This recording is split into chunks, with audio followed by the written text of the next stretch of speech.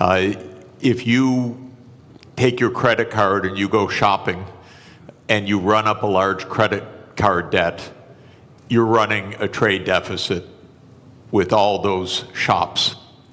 Now, it would be pretty strange if you then blamed all the shop owners for having sold you all those things. You're ripping me off, you're ripping me off, you're ripping me off, I'm running a trade deficit. That is the level of understanding of the President of the United States. The trade deficit does not represent at all trade policies. It represents spending relative to production or earnings. We call that an identity. I teach it in the second day of my course in international monetary economics. Trump never made it to the second day. So he says, you're running a trade deficit. Look, they're all cheating me. But all that's happening is the United States is outspending its national income. And you can look at the national income chart. You can add up consumption and investment and government spending, and you could subtract off gross national product, and lo and behold, what will that equal? Not approximately, exactly. That will equal the current account deficit, which is the comprehensive measure of how much you spend on goods and services versus how much you sell in goods and services. So the United States runs a current account deficit because it spends more than it produces. Why does it do that? We have a big credit card in the United States. It's called the national government. The US government spends about $2 trillion a year more than it takes in revenues. What it's doing is making transfers to the American people and to American businesses. It doesn't tax Americans for those transfers because, here's another little fact, because the congressmen that vote on the budget got into office by being paid for their campaigns by rich people who don't like taxes. So the political system says spend, but don't tax us. So we run a chronic deficit in the United States. That spending goes out either as transfer payments or goods and services, and that's more than our national income, which is about $30 trillion, and our spending is about $31 trillion. And that's our trade deficit. And for that, Donald Trump blames the world. Okay, I fail him for this if he were my student. He's my president.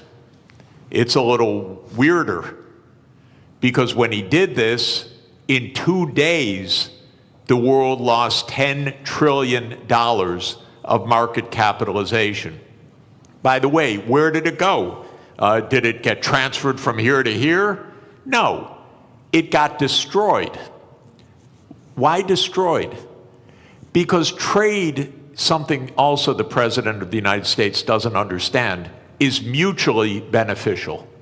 So if you stop trade, everybody loses. It's not that one side wins, the other side loses. He cannot understand that concept as a guy that traded real estate in New York. So his idea is somebody had to win, somebody had to lose. But what happened when he made this announcement was $10 trillion was wiped out worldwide. It's not that the US went up and they went down. No, everybody went down.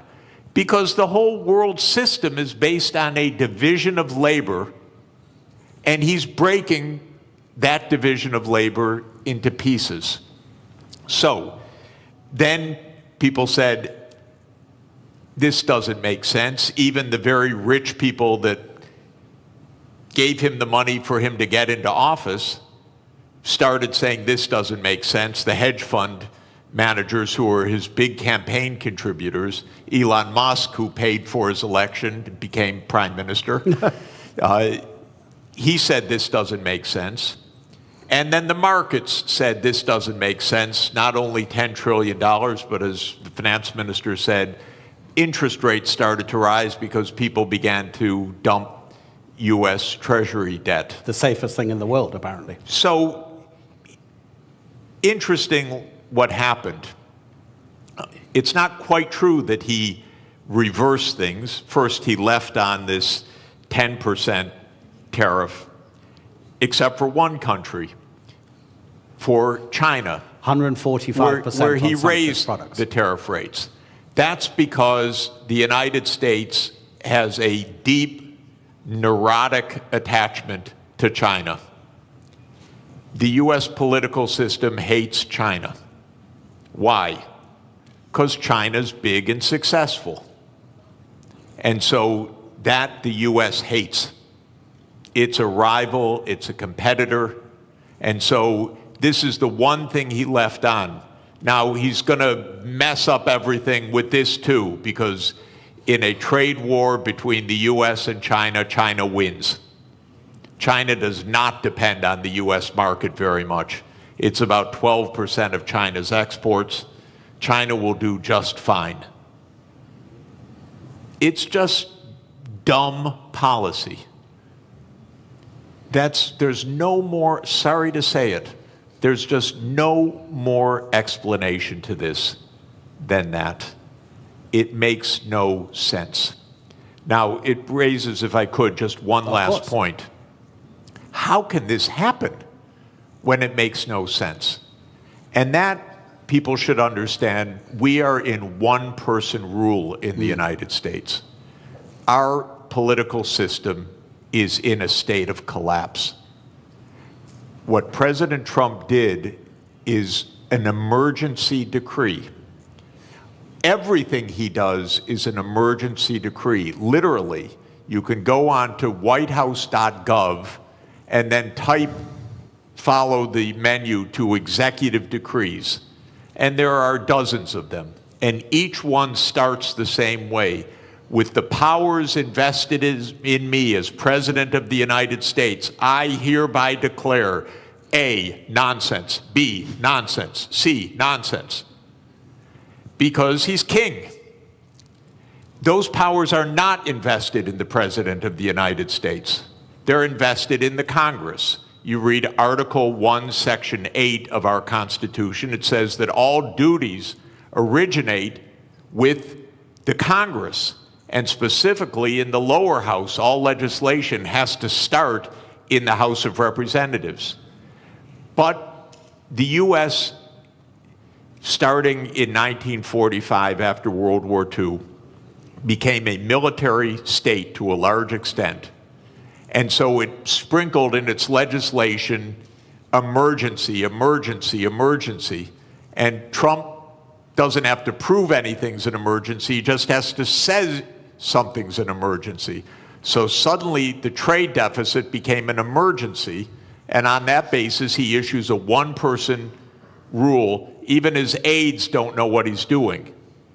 You raise one final interesting issue, which is that the market recovered about $4 trillion when he reversed. Anyone who knew that 5 minutes before made billions. This is not the cleanest government in the world, I can tell you. I'd be hugely surprised if some people didn't know just a bit ahead of time, starting with members of the U.S. Congress, by the way. Look, we'll get into the more general issues about protectionism and the end of globalization, in a minute, but I think what's happening and the directives coming from the White House is such a perfect example of what this panel is about. I'd just like to stay on this just for a few more minutes. Minister, is protectionism always a short-term aim And does it always come at the expense of the longer-term gain? Donald Trump hasn't said it in public, but apparently in private, during his first term, he was asked about the problem of the US national debt. And his answer was, I don't care because I'll be dead by the time it's a problem. And apparently that's also his approach to the climate crisis.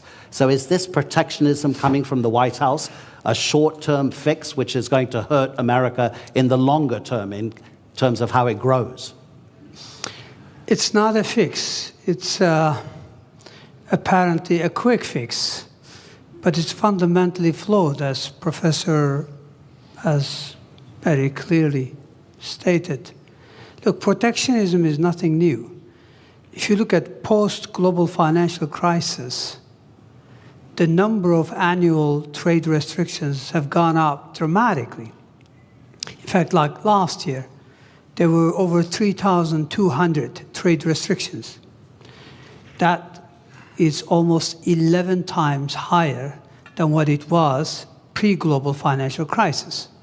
So this has been a trend, but what we have seen over the past week or two is clearly a new level. This goes beyond some protectionist measures, trade restrictions. This goes into something, an all-out trade war. So that's really worrisome, because if you go back, again, if you look at 20 years to global financial crisis, global annual trade growth was 2 times world real GDP growth rate. So in a way, trade was the engine of growth. Mm-hmm. Now that engine has been slow. So if you look at post-global financial crisis, global trade growth barely kept up with real GDP, global GDP growth. So that's no longer really one of the kind of like a strong engine. But I think the way things are now, if current state of affairs is sustained, we may end up actually protectionism dragging global growth. It is not only growth, it's really, there are many, additional fallouts from this type of policies. Absolutely, yeah. Yeah. So the answer to your question, this is not a fix. This is a fundamentally flawed, policy perspective.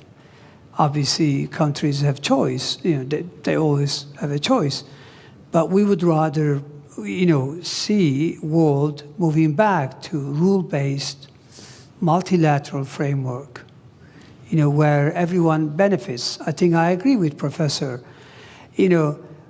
Over 1 billion people since 1990s have been lifted out of poverty, predominantly in Asia. I'm talking about absolute poverty here. And that's largely thanks to, trade and growth associated with that trade. So it is worrisome that we are now experimenting policies that may actually reverse some of these gains, which I think were very important. 1 billion people out of absolute poverty cannot be underestimated. It's quite significant. Now, admittedly, trade do cause geographic dislocations, but the solution is not protectionism. The solution lies more internal sound policies, structural remedies, but also you can deploy tax policy incentives and other things to address, dislocations in regions caused by, global trade openness. So it's not a level, but protectionism will create more inequalities. It will create bigger problems. Already you've got significant headwinds for global growth. Aging population, high global indebtedness, impending climate crisis. So protectionism is going to be yet another big blow to long-term growth outlook. And that's why growth is barely, sustained at 3%. I think the risk is that we will move to a new era where per capita GDP growth will almost disappear if we continue down this path. Really interesting what you say about protectionism having fallout in other sectors, and we will get on to that, about how it might affect cooperation on the climate crisis, global health, et cetera, et cetera. But let's use one country as a particular example about how a nation can react to protectionism. So we have the US tariffs, which in 90 days will come into effect beyond the 10% that Donald Trump has placed. Let's take two rich countries. UK and Singapore will stay at 10%. Bangladesh and Botswana will both go up to 37%. Laos will be 48%. Syria will be 41%. Lesotho in southern Africa will be 50%. In 2023, the US exported to Lesotho $7.33 million worth of goods. Lesotho in that same year exported to the United States $228 million. The US GDP per capita in 2023 was $82.8 thousand per person. In Lesotho, it was $916. Gentlemen, how does a country like Lesotho deal with the protectionism coming from the US? Minister? Well, look, protectionism is an external shock, meaning it's not a decision by, the counterparty. It's essentially, so how do you deal with it? I guess you focus on regional integration, as an antidote of protectionism. So regional connectivity, regional integration would be one way forward. So, instead of globalization on a big scale, you focus on how you can deepen and broaden your ties with your immediate neighborhood or countries that are still willing to entertain rule-based trade. So I think that's the only way. Again, this is a major shock for many countries. I think global supply chains are going to suffer. This will lead to, already, I think the risk is that capital will be misallocated. Take us, take Turkey, for example. We are the world's second largest of white goods exporter. We need chips, basic ones, nothing sophisticated. We're not talking about 4 nanometers. We're talking about 30, 40, 70 nanometers. If we're worried that countries are not going to supply that, even though it may not be the most efficient way, we may have to go into a very large capex to see if we could produce them. We are good at something. Other countries are better at something. So we would rather trade. And this is a very simple, economics, theory. Everybody benefits. So I don't think, X country or Y country, there's not much they can do except to look at ways in which they could mitigate the fallout from not being able to sell goods to the United States. But Professor, that takes a long time to arrange because, of course, the shock is immediate. You can't make deals that quickly, can you? I think the particular tariff rates that Trump announced last week that led to that financial bloodbath are not going to come back. So I don't think we're going to hear again about those numbers after 90 days. 90 days in U.S. time now is infinity. It's eternity. We'll never hear those numbers again. Where did those numbers come from? Something, again, so stupid you can't believe that any country would do this. But the idea is the following. As I said, if you want to know what your trade balance is, you earn some income, so you sell some services to somebody and you buy things. And if you spend what you earn, you're in trade balance. Technically, you're in current account balance. Now, most of us, I work for one employer, my university, So I run a big trade surplus with my university, and then I run a pretty big trade deficit with the grocery store that we buy our groceries from, and if I have to buy shoes, I run a trade deficit with the shoe store, and so forth. Trump's idea, just to add to the craziness of it, is that you should run a trade balance with everybody, not an overall trade balance, but a trade balance with everybody. So you should sell a little bit, you should work a little bit for your shoe store, you should work a little bit for your grocery store, you should go around anytime you want to shop, you trade something. I'll write you an essay if you'll sell me shoes. And you make your living somehow trying to balance your trade with all of your counterparts. Well, this is insane. This is why we have a market economy. You don't have to have balance with every transaction that you do with somebody. But what Trump said was, oh, Lesotho, they sell us more than we buy from them. So they're cheating us. That's literally what he said. Literally what he said. Okay, is it completely delusional or rhetoric? It's delusional, okay? Just so you know. It's weird. But anyway, now then he calculated a formula. Okay, Lesotho, we have to tax them by the amount to reduce the imports from them so that we have balance with Lesotho. And then they made some absolutely stupid formula that you would not accept in a first year, third week class. It came out of the U.S. Trade Representative's office. They probably were told, do it overnight, the boss wants it. And then they came up with a list of tariffs, country by country, based on the bilateral trade balance. You cannot make this stuff up. This is not it used to be not a Mickey Mouse country, my country. But this is Mickey Mouse. This is not, and I apologize to Mickey Mouse. He would not do this. Mickey Mouse is smarter than this.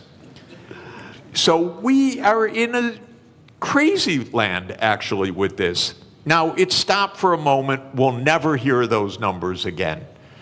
I don't know what we'll hear in 3 months. God help us, really. Because it probably won't have to do with trade. It'll have to do with something else.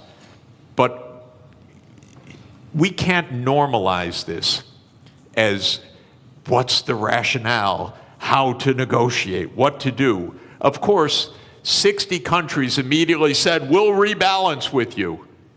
And the President of the United States literally used the language I'm about to use. I'm quoting him because otherwise I would never say this. He said, 60 countries are coming to kiss my ass. He said that in a public speech, the President of the United States. So this is, I'm sorry, I apologize. No, but it's presidential language. Yeah. Okay? I'm only speaking at high political terms. So we cannot normalize this. We have to say no. We didn't spend 100 years on 200 years, 207 years since David Ricardo put forward the idea of comparative advantage, okay? And we have been building the trade system since the ruins of World War II for 80 years. And we have been building the World Trade Organization, which the U.S. led the creation of, I think it's fair to say, for 31 years. This should not be normalized to try to figure out what is the theory of this. And it's a more fundamental point, ladies and gentlemen. The United States is a rogue nation right now on many things, not just on trade, but on making Gaza into the U.S. Riviera, on whatever it wants to say. It's a little bit of a rogue nation. For the world to hold together, the rest of the world has to say, we're not going down crazy lane. We're going to be responsible. We're going to go to the UN. We're going to go to the World Trade Organization. We're not going to get into this downward spiral. Because if we normalize craziness, there is no way out. You mentioned Mickey Mouse, but there's a kind of a theme here from Bloomberg, the news agency. These are its headlines in the morning and the afternoon of Tuesday, Wednesday, and Thursday. Tuesday morning, this is madness. In the afternoon, a clown show. On Wednesday, stocks keep falling. In the afternoon, could have been worse. Thursday morning, assessing the damage. Thursday afternoon, Trump blinks. Minister, and by the way, if yeah. I may, because it's interesting, because I'm living in this crazy world, the Secretary of Treasury, then, with all deference to a person who has a very hard job, he says, this was planned all along when Trump dropped this. Can you imagine? He couldn't say anything else, though. Well, yeah, I know, but to hear this from your Treasury Secretary is not also reassuring, because all you hear is a crazy land rather than what we need to hear, which is rationality.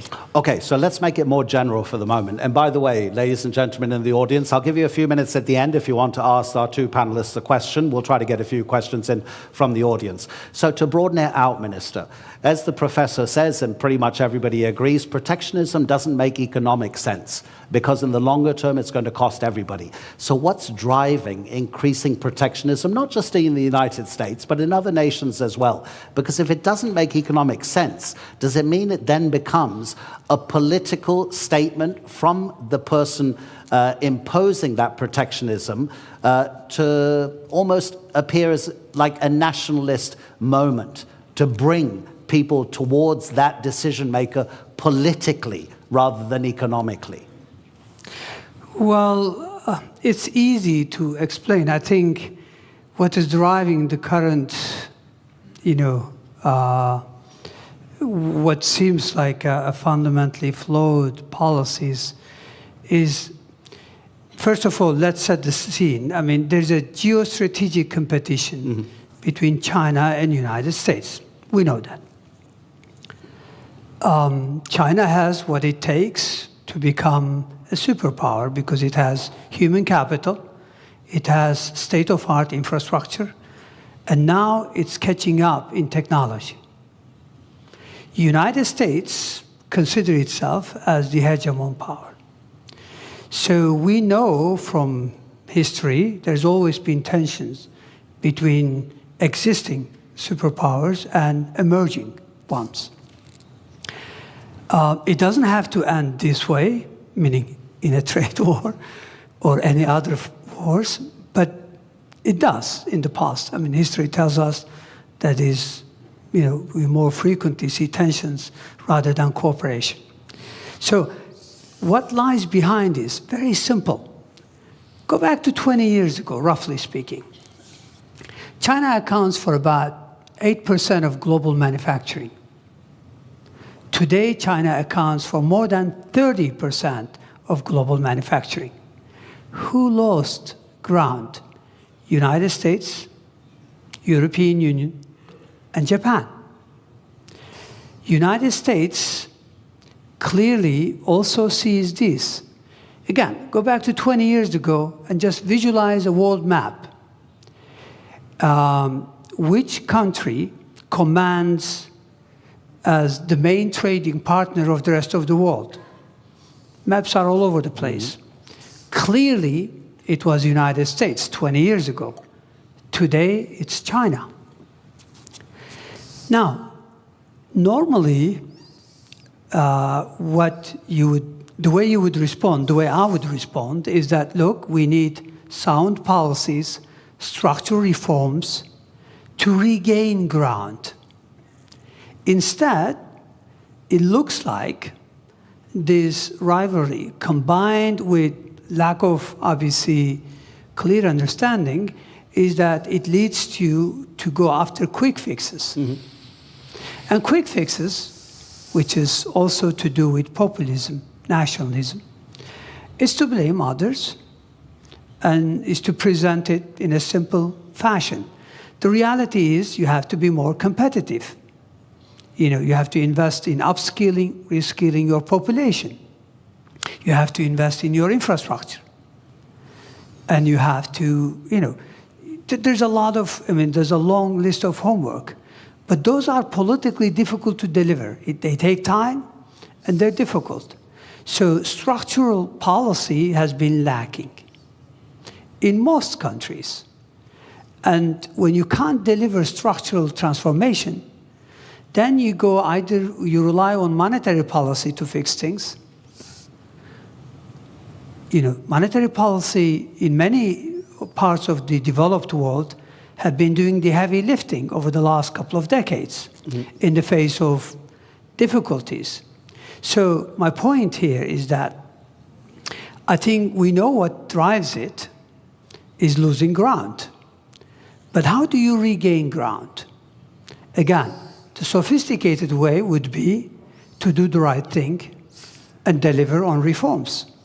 The easy way would be to blame everyone else and come up with high tariffs as a fix.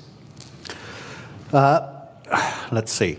Okay, so protectionism is also not helping your friends to concentrate more on yourself rather than the outside world. We know that the drastic cuts to USAID, the Agency for International Development, has already or is going to cost lives.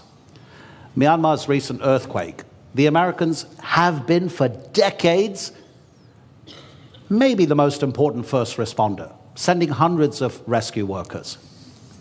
They sent 3 administrators. They didn't send a single rescue worker. They laid off recently some people working for the federal government on the US nuclear program.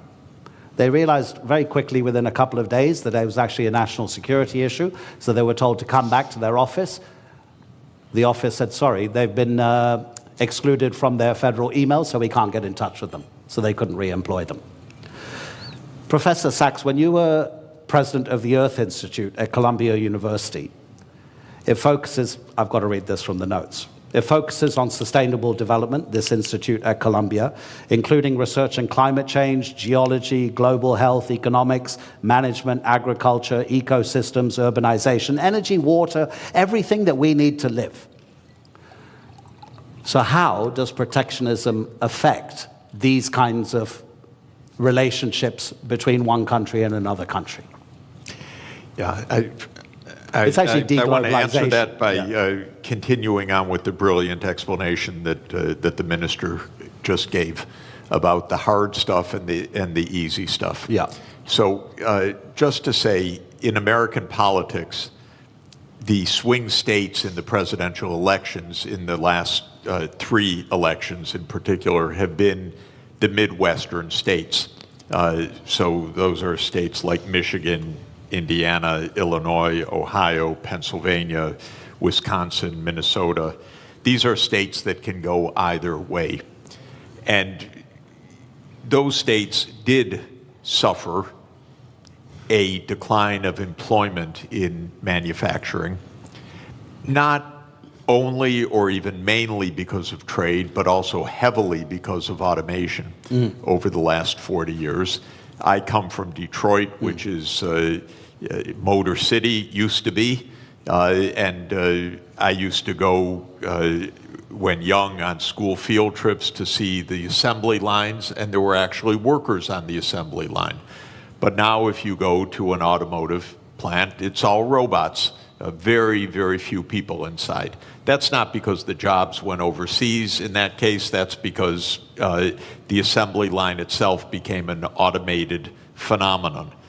So Trump is giving an answer to those swing states. It's China's fault. It's Mexico's fault. It's Lesotho's fault. What the minister said is really important, that when he said that trade benefits the economy, but it could hurt some sectors. And what you do is not stop the trade, but you make sure that you pull everyone along, maybe in a regional policy, or maybe in job reskilling, or maybe in some other kind of public investment or education policy. Here's where the U.S. really failed over the last 40 years. We let the inequalities widen and widen, partly because of automation, partly because jobs did go overseas, but for the right reason. They had comparative advantage in those jobs. Skilled people got better and better salaries. Lower skilled people had their living standards fall. The gap widened. By the way, not just the income gap, the life expectancy became 10 years or more. So many of our epidemics, so many of our social problems relate to this widening inequality. The United States political system didn't address it at all for 40 years.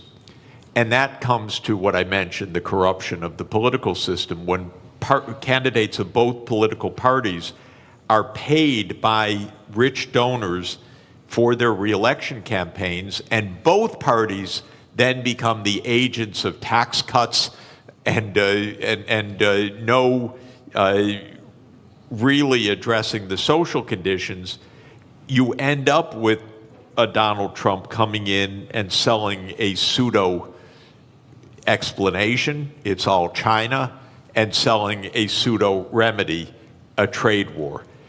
What the auto workers are going to learn right now is they're going to lose jobs by even the tariffs that have been put in place, because we need the intermediate parts brought in from elsewhere. Now they face higher costs, and the United States can't compete at all with Chinese electric vehicles. The United States has basically handed China the electric vehicle market for the next 20 years. So did Europe, by the way. Europe delayed the transformation to electric vehicles, said we produce great internal combustion engines, we're going to continue to do that. The world actually needs electric vehicles because of the climate crisis. So all of this is to say the real hard work is to think ahead. Mm-hmm. The country, by the way, in my experience of working all over the world in the last 40 years, that thinks ahead the most is China. Mm-hmm. China's success is not random. China's success actually is a lot of forward-looking planning. In 2014, China issued a document called Made in China 2025. And it wasn't a protectionist policy, it was, we need to invest in the technology so we can be at the forefront. I think in 8 of the 10 sectors that were identified there, China succeeded in reaching the forefront. In 2017, China made a plan for artificial intelligence. This is already 8 years ago. DeepSeek didn't just come out of nowhere, it came out of a long-term strategy. So this is hard work that actually pays off. This is what every government should do. This is what every country should do, is look ahead. Now, you mentioned very interesting idea. We got a president who doesn't understand and maybe doesn't care about the future in the same way. But just to say, the biggest issue on the planet should be the climate crisis, not all the things we're endlessly talking about. And every part of the world is going to suffer terribly by what has been built in terrible, very dangerous climate change. It's out of the headlines. But, you know, I had a very difficult job. I was the director of an institute with 300 climate scientists for 14 years, some of the world's leading climate scientists. The reason it was a hard job is that every week they came up and told me, it's worse than we thought. They would give me endlessly grim news.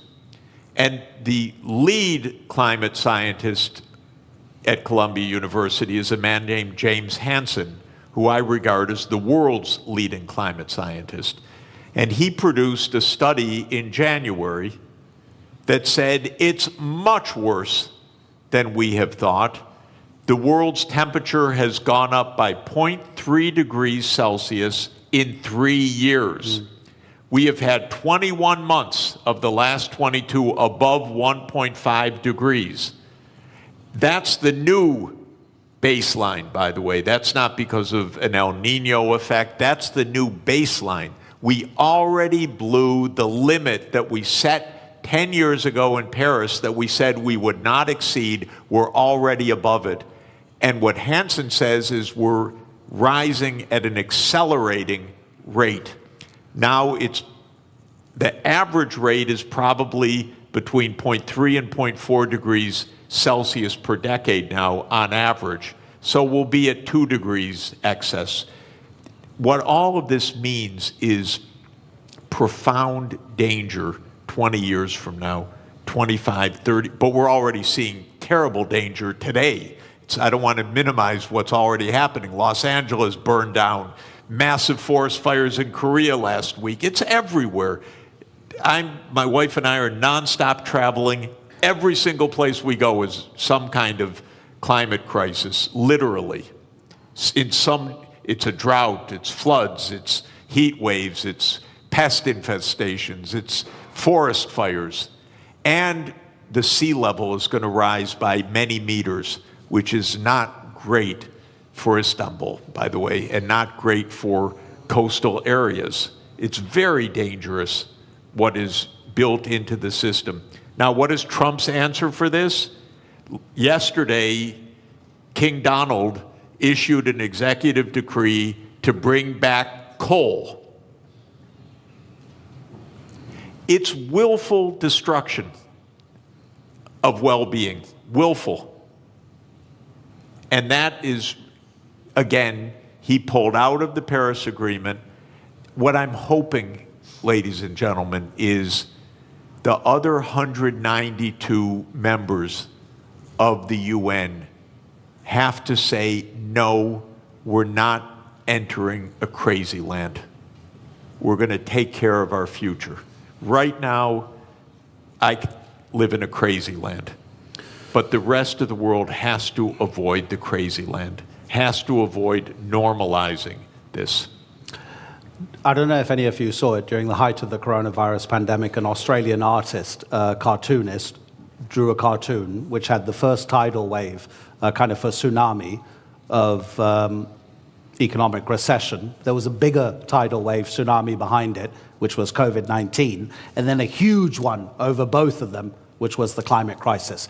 So get ready, I'll give you a chance to ask a few questions, but I just wanted to address one final issue to the minister.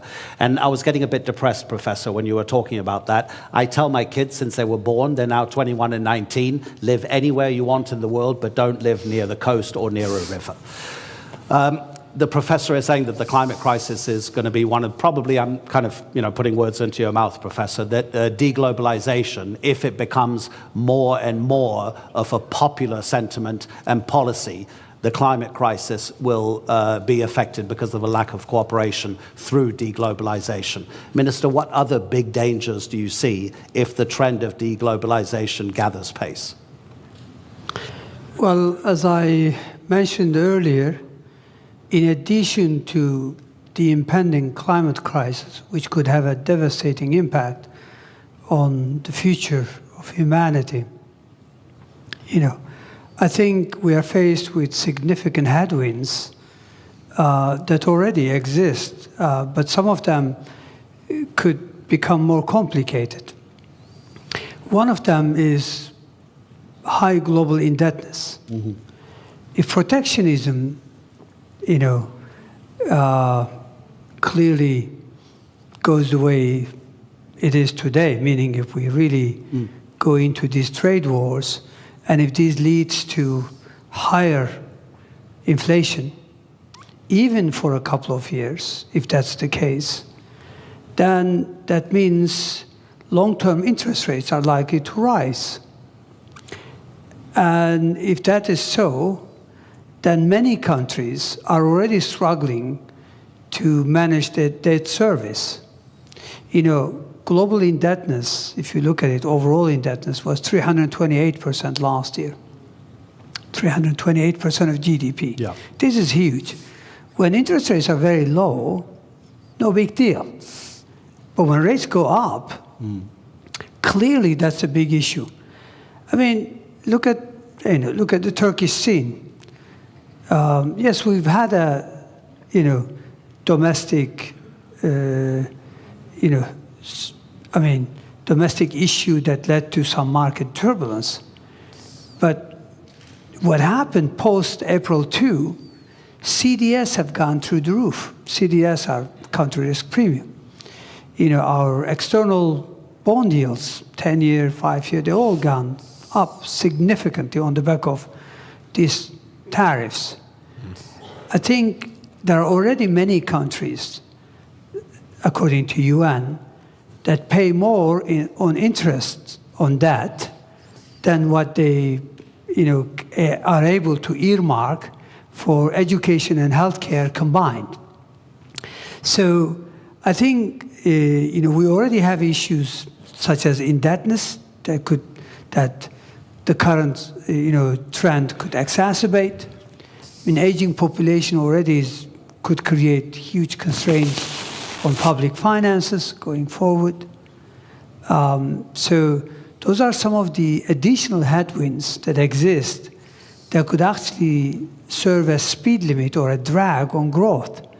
So I think the world, and I agree with Professor that the world has to, rather than going down this path, we need to cooperate more. We need to work more closely on climate change, on how to address other problems, because protectionism will also lead to probably global inequalities. If you don't allow AI chips to be freely available to everyone, clearly that's a big issue, because then many countries will be left behind in terms of tapping this AI that has immense potential to boost productivity. Protectionism is not limited to trade of goods and service. It's now associated with financial flows, with diffusion of technologies through FDI. So clearly, I think we'll be worse off unless we cooperate, unless we return to multilateralism. But sadly, right now, it's all about shift to minilateralism. A few countries getting together, but that's not enough. I think issues are too big for few countries to address.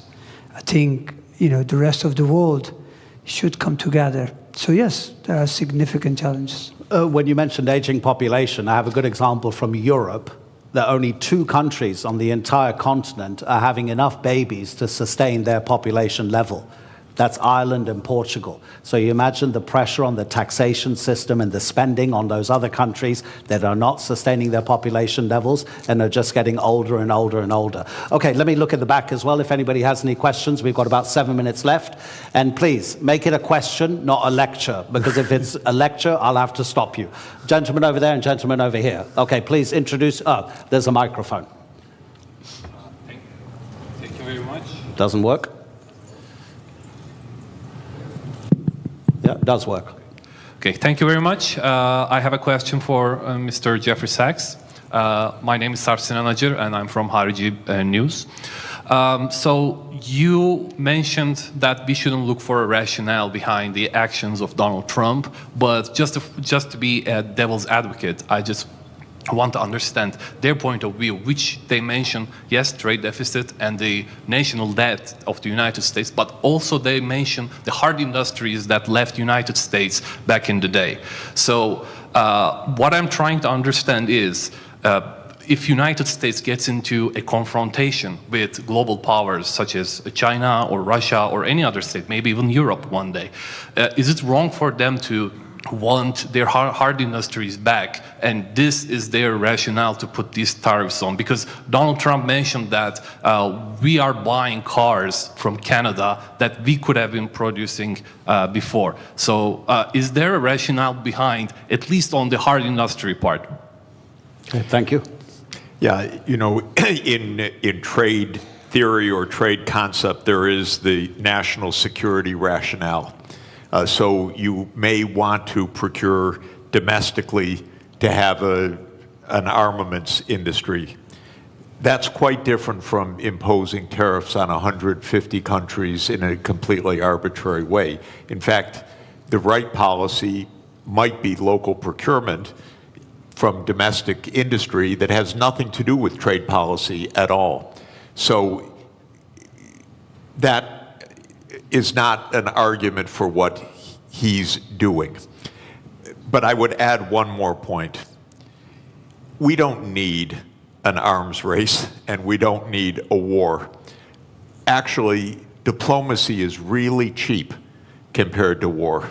That's why we're at the Antalya Diplomacy Forum, not the Antalya Military Forum. So if Trump really wanted to save some money, we have almost 800 overseas military bases in 80 countries. This is crazy. So if he wanted to save money and close the budget deficit, I would close hundreds and hundreds of military bases and leave all these countries at peace, because wherever there's an American military base, there's a big headache, believe me.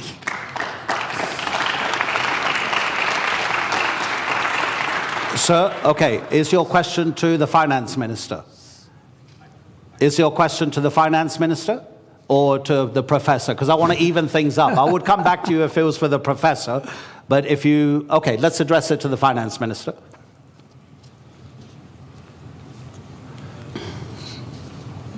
1, 2, 1, 2.